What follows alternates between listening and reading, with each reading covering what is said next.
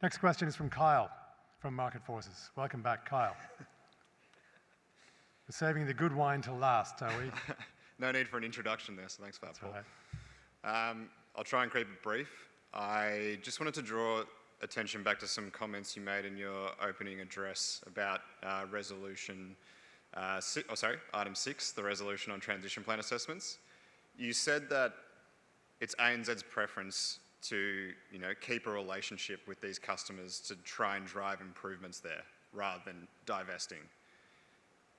Do you think that then it would be better to restrict the kinds of finance that you do provide to those customers to things that are legitimate transition activities, such as clean energy projects, rather than giving them just general corporate lending when it's quite well documented that they have very capital-intensive coal, oil and gas expansion plans in the near future?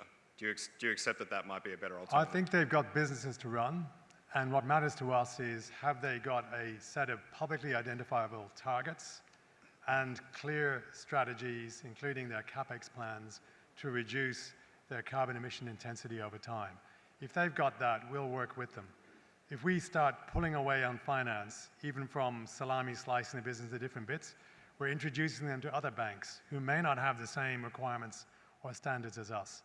So the answer to your question is, we will continue to work with them, provided they have clearly committed to a pathway to reduce carbon emissions intensity in line with the Paris Agreement and in line with the timeline.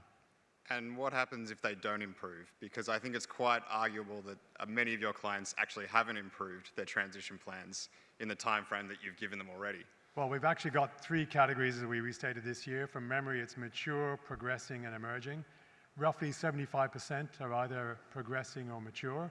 But you're right, our requirement ultimately is to get customers to that mature stage. And what we've said, and I think I mentioned it in my speech, if customers are not demonstrating clear intent and evidence of wanting to move on that trajectory, then we will reserve the right to not participate in future finance, to actually sell down on existing facilities, and indeed ultimately to change the relationship and sever it. And just my final point would be, if they don't have legitimate transition activities, such as fossil fuel expansion, is that likely to have a material impact on whether you decide to provide finance in the future? So I missed the beginning of that, Kyle? So sorry, if they don't have, or if they're engaged in non-legitimate transition activities, or activities that are wildly inconsistent with Paris, like fossil fuel expansion, is that likely to have a material impact on your decisions as to whether or not to provide finance? If their overall plan is to bring down carbon emissions, then we've been quite clear. We have also said we won't finance any expansion in oil and gas or any new oil and gas projects moving forward. And that includes corporate clients? Or corporate lending? That's in terms of our finance to our customers who are in the oil and gas sector, so yes. Okay, thank you. Okay, thank you.